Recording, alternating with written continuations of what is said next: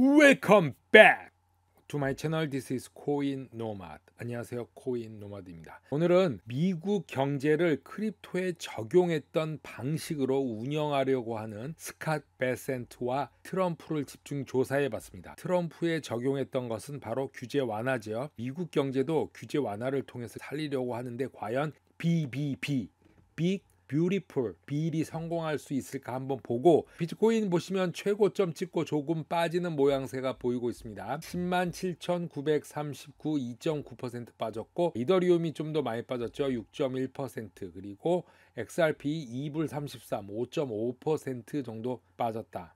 굉장히 중요한 미국 경제에 대해서 얘기를 잠깐 하겠는데요. 아크 인베스트먼트의 캐시 우드가 트윗에 미국 트럼프 행정부의 재무부 장관이 앞으로 어떤 일을 하려고 하는지, 물론 트럼프와 같이 하는 거죠. 큰 일을 계획을 하고 있습니다. 이 데자뷰는 어떤 일이 일어났던 일들이 여기서도 비슷하게 일어나 깜짝 놀란다, 이런 상황을 말한 건데, 캐시 우즈가 데자뷰라고 말을 했습니다. 트럼프 행정부의 재무부 장관 스캇 빈센트가 경기 부양 메시지를 언급을 하고 있습니다. 지금 폭스 뉴스인데요. 한마디로 이것은 레이건 대통령을 연상케 하며 레이건오빅스 2.0이라고 말하고 있습니다. 핵심 메시지는 경제 성장률이 국가 부채 증가율보다 높다면 우리는 부채 문제를 해결할 수 있다라는 이야기입니다. 경제적인 그런 논리인데, 이 말을 풀어보면은 성장을 통해서 부채를 무력화할 수 있다라는 말입니다. 고전적 공급 측 경제 논리라고 이런 걸 말합니다. 부채가 미국이 지금 너무 많기 때문에 부채를 무력화할 수 있는 방법은 바로 성장이다, 이런 건데,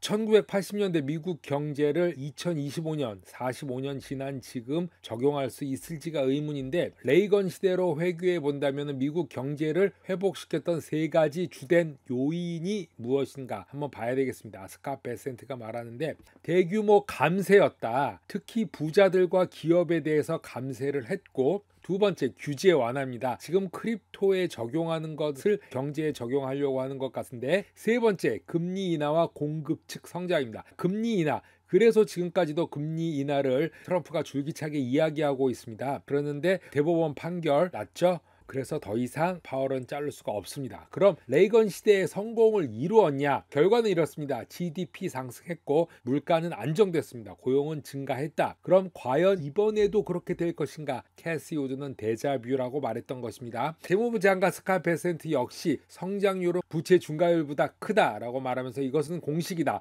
트럼프와 같은 생각을 갖고 같은 페이지를 가고 있는 발언을 했죠. 부채, 즉 빚은 있지만 성장이 그것을 압도하면 문제가 안 된다는 것이죠. 성장을 통해서 빚을 감추겠다는 건데, 이번 위기를 과연 벗어날 수 있을까요? 단 한 가지, 스캇 베센트가 말하는 것은 성장입니다. 성장을 위해 모든 것을 하겠다는 것이죠. 자, 그럼 크립토에서도 성장을 할 수 있을까요? 앞으로는 도널드 트럼프도 제롬 파월 의장을 해임하겠다 할 수 없게 됐습니다. 미국 통화 정책에 있어서 독립적으로 판단 내릴 수 있고, 정치적 역량에 의해서 미국 금리가 결정되지 않을 것으로 보입니다. 5월 22일 미국 대법원이 대통령 연방기관장 해임 권한에 대한 중요한 판결을 내렸는데, 대통령은 독립적인 연방기관의 일부 위원들은 해임할 수 있도록 허용해주는 반면에 연방준비위원회 페드는 이러한 해임 권한의 범위에서 제외된다라고 명확히 밝혔습니다. 자세한 내용은 대법원은 트럼프 대통령이 국가노동관계위원회 그원 웰코스 위원과 인사제도 보호위원회 캐시 해리스 위원을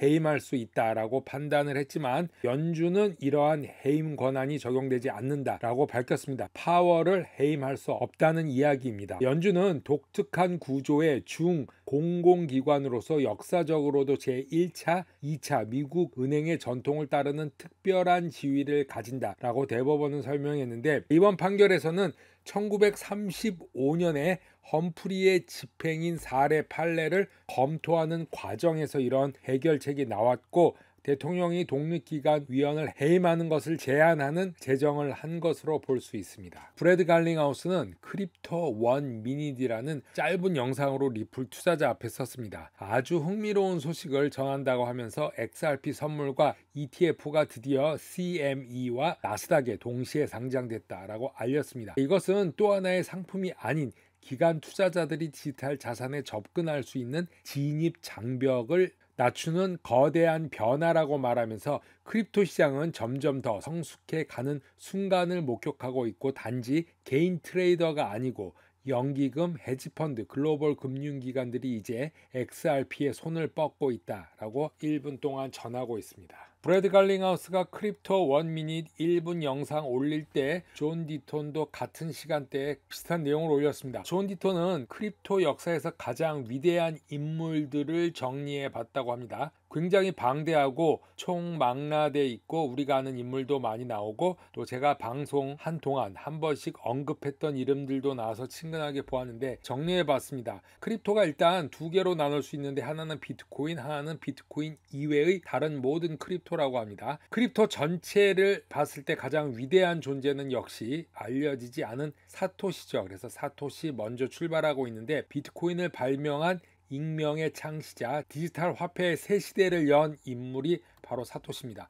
자, 여기를 보면은 비텔릭, 제드 맥컬립 여러 사람들이 쭉 나옵니다. 이 수많은 사람들을 다 하나하나 언급을 하고 있는데 한번 보겠습니다. 사토시와 함께 우리가 잘 모르는 4명이 나오는데 비트코인 첫 거래자 할 핀리, 해시캐시 발명자 아담 백, 비트골드 창시자 닉 스자보, 비트코인 개발 핵심 인물 가빈 안데르센입니다. 그 다음에 중요한 사람으로 비텔릭 뷰타린을 뽑았는데 이더리움의 창시자이자 스마트 컨트랙과 탈중앙화 앱 시대를 연 선구자라고 말하고 있습니다. 그 다음에 제드 맥컬랩, 리플의 공동 창업자이자 스텔레 루만의 창시자죠. XLM과 XRP 주요 블록체인 기반 네트워크를 설계한 사람으로 설명하고 있습니다. 안드레아스 안토노폴로스, 마스터링 비트코인 저자로서 초기 비트코인 대중화에 헌신한 교육자로 뽑았고, 마이클 세일러, 트레러지사의 CEO죠. 가장 강력한 비트코인 전도사, 기업 재무에 비트코인을 도입한 첫 대형 기업가라고 말하고 있습니다. 찰스 호스킨슨, 이더리움 공동 창업자이자 카르다노의 창시자죠. 요즘에는 리플과 같이 일하고 있다고 광고하고 있죠. 그 다음에 브라이언 암스트롱, 코인베이스 CEO, 세르게이 나자로브, 체인링크 창시자, 그리고 린 올든, 거시경제 애널리스트 겸 비트코인 맥스죠. 잭 도시, 스퀘어 창립자 겸 비트코인 맥스 등 지금까지 봤던 인물들을 총망라한 것입니다. 크립토를 변화시키고 있다. 코인노마드 오늘은 여기까지 하겠습니다. 감사합니다.